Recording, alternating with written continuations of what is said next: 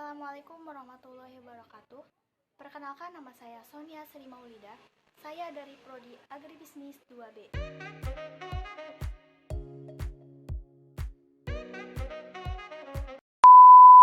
Indonesia merupakan negara dengan iklim tropis. Jadi, dalam setahun, kita bisa merasakan dua musim, yaitu musim kemarau dan musim hujan.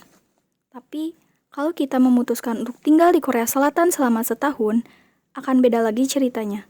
Kita akan merasakan 4 musim yang berbeda, karena memiliki iklim subtropis, sehingga bisa merasakan musim semi, musim panas, musim gugur, dan musim dingin dalam kurun waktu 1 tahun selama menetap di Korea Selatan. Simak penjelasan berikut mengenai klasifikasi tipe iklim. Sebelum masuk ke bahasan utama kali ini, saya akan bahas sedikit dulu tentang iklim. Iklim adalah pola cuaca rata-rata yang terjadi untuk waktu yang relatif lebih lama dan mencakup wilayah yang luas. Tapi, jangan sampai tertukar dengan cuaca, karena kalau cuaca itu adalah keadaan udara yang terjadi di suatu tempat yang relatif sempit dengan waktu yang relatif singkat. Karena hal ini, terdapat beberapa klasifikasi iklim yang digunakan secara global. Klasifikasi tersebut adalah: yang pertama ada iklim matahari, yang kedua iklim Köppen, yang ketiga iklim Junghun, yang keempat iklim Smith-Ferguson, dan yang terakhir ada iklim Oldman. Yang pertama, iklim matahari. Iklim matahari merupakan klasifikasi iklim yang didasarkan oleh panas matahari yang diterima bumi. Menurut iklim matahari, iklim di bumi dibagi menjadi 4, yaitu tropis, subtropis, sedang, dan dingin. Klasifikasi tipe iklim ini merupakan yang paling umum digunakan, karena klasifikasi ini merupakan yang paling mudah dikenali apabila dibandingkan dengan klasifikasi lainnya. Yang kedua, iklim Köppen. Iklim Köppen merupakan pengelompokan iklim berdasarkan pada rata-rata curah hujan dan temperatur. Klasifikasi iklim ini dibagi menjadi 5 tipe, dan masing-masing tipe menggunakan huruf sebagai simbolnya. Berikut adalah klasifikasi iklim Köppen. Yang ketiga, iklim Junghun. Iklim Junghun merupakan klasifikasi iklim berdasarkan ketinggian dan vegetasi di kawasan tertentu.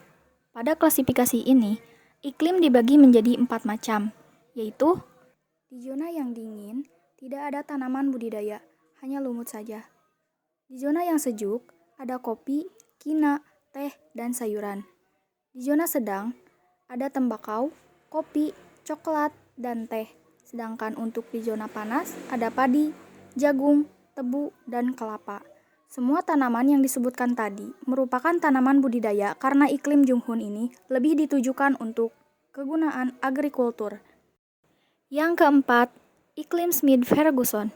Iklim Smith-Ferguson merupakan klasifikasi iklim berdasarkan curah hujan. Pada klasifikasi ini, iklim dibagi menjadi 8 tipe, yaitu iklim tipe A, sangat basah, iklim tipe B, basah, iklim tipe C, agak basah, iklim tipe D, sedang, iklim tipe E, agak kering, iklim tipe F, kering, iklim tipe G, sangat kering, dan iklim tipe H, luar biasa kering. Untuk mencari Q, rumus yang digunakan adalah rata-rata bulan kering atau rata-rata bulan basah kali 100.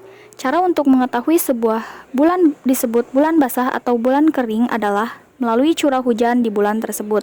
Kalau menurut Smith-Ferguson, kriterianya adalah sebagai berikut. Bulan basah, curah hujannya lebih dari 100 mm. Untuk bulan kering, curah hujannya kurang dari 60 mm. Dan untuk bulan lembab, curah hujannya antara 60 sampai 100 mm. Yang kelima, iklim Oldman. Iklim Oldman yaitu klasifikasi iklim yang menggunakan curah hujan juga sebagai acuannya. Perbedaannya dengan iklim Smith-Ferguson adalah pada kriteria bulan basah dan cara menghitungnya. Berikut adalah klasifikasi iklim Oldman. Pada iklim Oldman, untuk menentukan tipe iklimnya, perlu menggunakan rumus seperti iklim Smith-Ferguson. Hanya perlu menentukan bulan basah dalam 1 tahun berdasarkan curah hujannya. Berikut adalah kriteria bulan basah pada iklim Oldman. Bulan basah, curah hujannya lebih dari 200 mm. Bulan lembab, curah hujannya antara 100 sampai 200 mm. Untuk bulan kering, curah hujannya kurang dari 100 mm. Mungkin itu saja bahasan mengenai klasifikasi tipe iklim. Selanjutnya, saya akan membahas sedikit materi tentang efek rumah kaca. Pengertian efek rumah kaca. Efek rumah kaca adalah proses yang meliputi tahap-tahap pemanasan permukaan suatu benda langit, misalnya bumi atau planet lain, yang memberikan pengaruh terhadap suatu tempat akibat komposisi dan keadaan atmosfernya. Istilah efek rumah kaca pertama kali dikenalkan oleh ilmuwan bernama Joseph Fourier pada tahun 1824. Menurutnya, efek rumah kaca adalah proses pemanasan yang disebabkan oleh komposisi atmosfer. Secara umum, efek rumah kaca merupakan proses meningkatnya suhu bumi yang disebabkan oleh perubahan komposisi atmosfer. Panas dari sinar matahari tetap berada di bumi dan tidak dapat dilepaskan atau dipantulkan keluar atmosfer secara sempurna.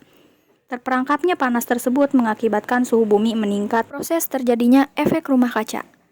Terjadinya efek rumah kaca berawal dari sinar matahari yang dipantulkan oleh berbagai macam benda di permukaan bumi. Sinar matahari yang terpantul tersebut akan merusak lapisan ozon di atmosfer yang sebenarnya berfungsi sebagai filter bumi. Agar lapisan ozon semakin menipis atau rusak, maka kita dapat melakukan upaya seperti mengurangi penggunaan bahan bakar fosil. Seperti yang diketahui, bahan bakar fosil menghasilkan zat karbon dioksida yang memperparah kerusakan ozon. Sebenarnya, efek rumah kaca juga diperlukan oleh bumi, namun dengan keadaan normal dan stabil. Manfaatnya agar suhu permukaan bumi lebih stabil atau suhu siang dan malam tidak terlalu jauh berbeda. Penyebab efek rumah kaca. Penyebab efek rumah kaca secara sederhana dapat dijelaskan akibat terperangkapnya gelombang panas oleh partikel rumah kaca di atmosfer atau sistem biosfer bumi.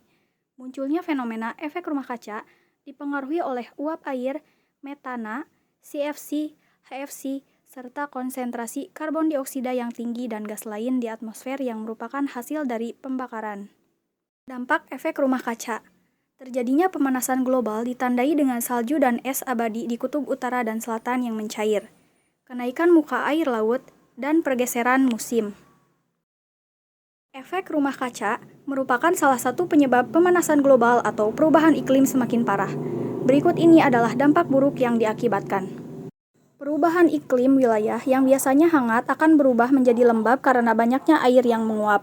Uap air merupakan salah satu gas yang menyebabkan efek insolasi pada atmosfer. Konsentrasi uap air yang berlebihan akan membentuk awan tebal, kemudian akan memantulkan cahaya matahari keluar angkasa. Wilayah yang memiliki kelembaban tinggi akan mengakibatkan curah hujan meningkat dan berpotensi terjadi badai dan penguapan. Mungkin cukup sekian penjelasan dari saya. Kurang lebihnya mohon maaf. Wabillahi taufiq wal hidayah. Wassalamualaikum warahmatullahi wabarakatuh.